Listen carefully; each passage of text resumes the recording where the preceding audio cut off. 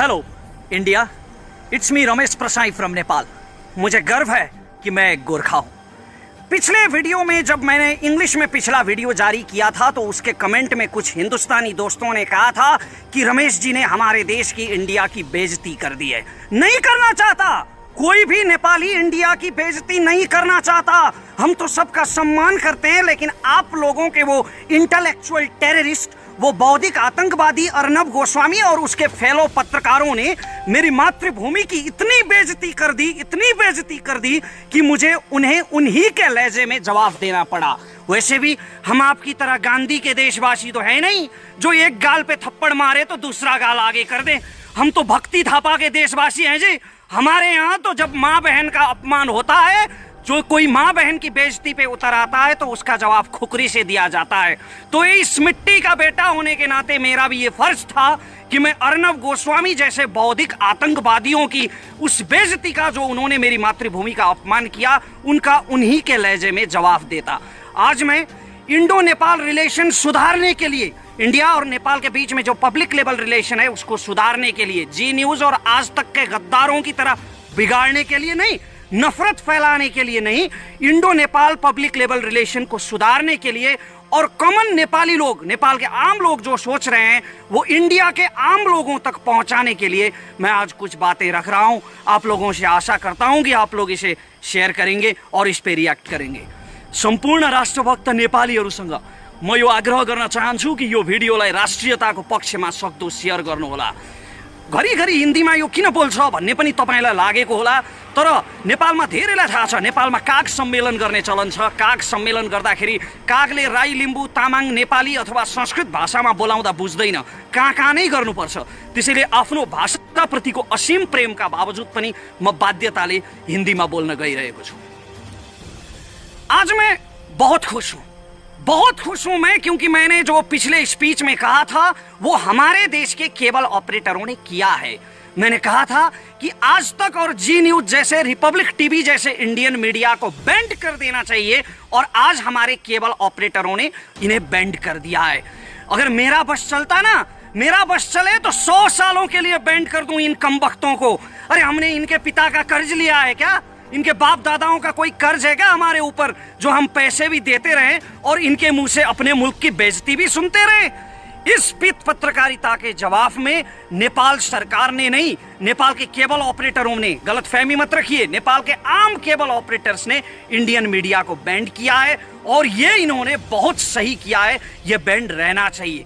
मैं Indian media के issue पर, अभी जो मूल प्रसंग है मेरा आज, केपी ओली, हमारे प्रधानमंत्री के बारे में जो प्रोपोगंडा इन्होंने किया है, ये केवल केपी ओली का प्रश्न नहीं है, किसी भी नेता का, शेर बहादुर देववा, उपेंद्र यादव, मिनेंद्र रिजाल, राजेंद्र महतो, मेरे देश के किसी भी नेता का निंदा करने का हक किसी कमबख्त को इसलिए नहीं मिल सकता कि उसका मुल्क मेरे मुल्क से थोड़ा बड़ा है। इसलिए कोई मेरे देश के किसी भी नेता की निंदा नहीं कर सकता, और इस निंदा के जवाब में जो इंडियन चैनल्स पर नेपाल में बैन लगा है वो काम बिल्कुल सही किया गया है।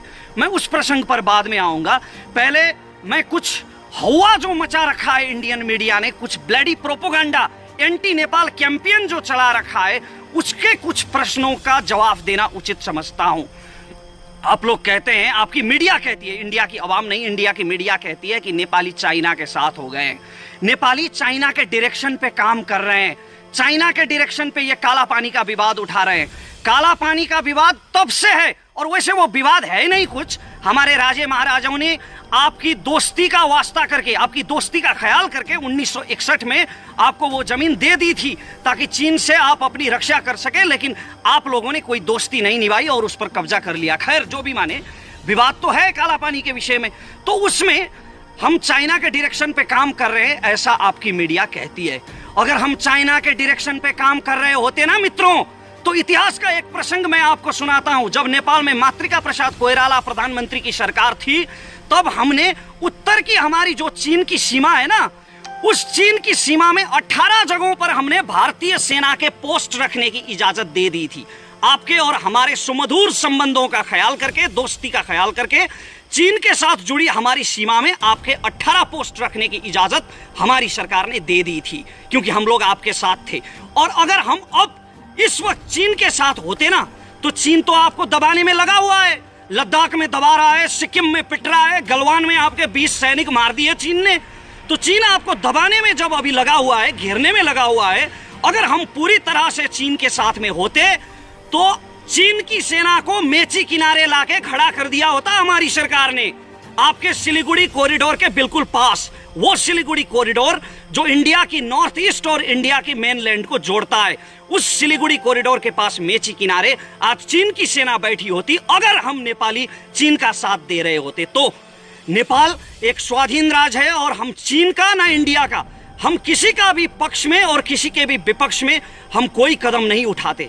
हम अपनी स्वाधीनता सुरक्षित करने के लिए काला पानी पर दावा कर रहे हैं। जो हमारी जमीन है उसमें चीन का कोई रोल नहीं है, और चीन का रोल इसलिए है कि चीन ने आप लोगों के साथ ट्रेड ट्रीटी की है, व्यापार संधि की है उसने लिपुलेख को लेकर। लिपुलेख को व्यापारिक नाका बनाने की जो संधि चीन ने आपके साथ की है, हमने चीन को भी, सिर्फ आपको नहीं, चीन को भी हमने डिप्लोमेटिक नोट भेजा है और हम किसी के भी पक्ष में नहीं है। ये बात मैं क्लियर कर देना चाहता हूं। हमने हमेशा इंडिया के साथ दोस्ती निभाई है। कुछ मित्रों ने कहा था मेरे पिछले वीडियो पे कि इंडिया की बेइज्जती कर दी। नहीं, हम सम्मान करते हैं अपने पड़ोसियों का, जितना सम्मान आप हमारा नहीं करते। नहीं तो मैं जितनी अच्छी हिंदी आज बोल रहा हूं बिना किसी हिंदी बैकग्राउंड के, कोई भी इंडियन जो नेपाली ओरिजिन का ना हो वो इतनी अच्छी नेपाली बोल के दिखाए। हम हमेशा अपने पड़ोसी का सम्मान करते हैं। चाइना के साथ आपका जो प्रॉब्लम चल रहा है वो आपका प्रॉब्लम है। आप लोग पावरफुल हैं, आप दोनों देशों के पास बड़ी बड़ी सेनाएं हैं, बड़े बड़े हथियार हैं, तोपें हैं, मिसाइल हैं। आप चाइना के साथ लड़ो मरो, उसमें हमारा कोई सरोकार नहीं है। लेकिन मैं युद्ध की कामना नहीं कर रहा हूं, मैं सिर्फ ये कह रहा हूं कि चीन का और आपका जो विवाद है वो आप दोनों का अंदरूनी विवाद है। और हमारी सरकार ने लिपुलेख और काला पानी के विषय में चीन की सरकार को भी डिप्लोमेटिक नोट भेजा है। तो ये कैसे साबित हो गया कि हम चीन के साथ हैं? ये क्या हवा मचा रखा है आपकी मीडिया ने? और एक और हवा मचा रखा है कि नेपाल और इंडिया में जंग हो गया तो क्या होगा। बड़ा अहंकार है भाई आप लोगों को अपनी शक्ति पे, बहुत बड़ा अभिमान है आप लोगों को। इतने छोटे से देश के साथ जंग की कल्पना करते हैं और ये कहते हैं कि नेपाल इंडिया की सैनिक शक्ति के सामने नहीं टिक पाएगा। आप तो बहुत धार्मिक कहते हैं ना आप लोग अपने आप को। अभी तो बीजेपी की सरकार है, उधर आरएसएस की सरकार चल रही है, बहुत धार्मिक कहते हैं आप लोग। तो बड़े गजब के धार्मिक लोग हैं भाई आप लोग राम मंदिर के लिए लड़ेंगे, मरेंगे और सीता के मायके पे हमला करेंगे। वैसे भी आप किसके दम पे ये दावा कर रहे हैं? हमारे भाइयों ने आप लोगों के लिए, आप लोगों की जमीन के लिए, आप लोगों की स्वाभिमान के लिए लड़कर यहां गोली खाई है, माथे पे गोली खाई है। आपके जनरल श्याम माणिक शाह कहते थे कि अगर कोई कहे कि उसे मौत से डर नहीं लगता, अगर कोई कहे कि उसे मरने से डर नहीं लगता, तो या तो वो झूठ बोल रहा है या तो वो गोरखा है। तो हमारे गोरखा भाइयों ने आप लोगों के लिए गोली खाई है कारगिल की पहाड़ियों में, वरना पाकिस्तानी पंजाबी पठानों से हमारा क्या लफड़ा था? आप लोगों के लिए मरे हैं हमारे भाई। अभी मैं नाम गिनवाने जाऊं तो 1000 के करीब हो जाएंगे और ये वीडियो ऐसे 100 वीडियो कम पड़ जाएंगे। हमारे भाइयों ने जो पुरुषार्थ आप लोगों के लिए किया है वो गिनवाने जाऊं तो ऐसे 100 वीडियो कम पड़ जाएंगे। हमने हमेशा दोस्ती निभाई है और आप लोगों ने अभी इस दोस्ती का लिहाज नहीं रखा है। और आप लोग नेपाल से युद्ध की बात करते हैं। आप लोगों को शर्म आनी चाहिए, लज्जा होनी चाहिए नेपाल से युद्ध की बात करते हुए। हमने हमेशा आपके साथ दोस्ती निभाई है। लश्कर ए तैयबा का टेररिस्ट आसिम भटकल और टुंडा जो नेपाल में छुपे हुए थे, वो हमारी अथॉरिटी की मदद से इंडियन अथॉरिटी के हवाले हुए हैं। अगर हमारी अथॉरिटी नेपाल में मदद नहीं करती तो थोड़ी पकड़ के इंडिया ले जाते उनको। डॉक्टर अमित कुमार रावत, आपके किडनी माफिया का किंग, जब यहां छुपा हुआ था तो हमने उससे पकड़कर आपके हवाले किया है।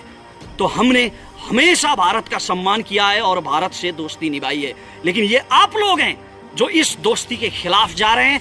और स्पेशली इंडिया की आवाम का इसमें कोई दोष नहीं है। इंडिया की आवाम, मैं समझता हूं कि हमारी ही तरह इनोसेंट है, जो आपस में समझदारी चाहती है। लेकिन आपकी मीडिया जो है, जो ये इंटेलेक्चुअल टेररिस्ट हैं, इस वक्त इंडिया को सबसे ज्यादा खतरा इन इंटेलेक्चुअल टेररिस्ट से है। ये बौद्धिक आतंकवादी जो आपस में नफरत फैला रहे हैं, अपनी बौद्धिकता का दुरुपयोग कर रहे हैं।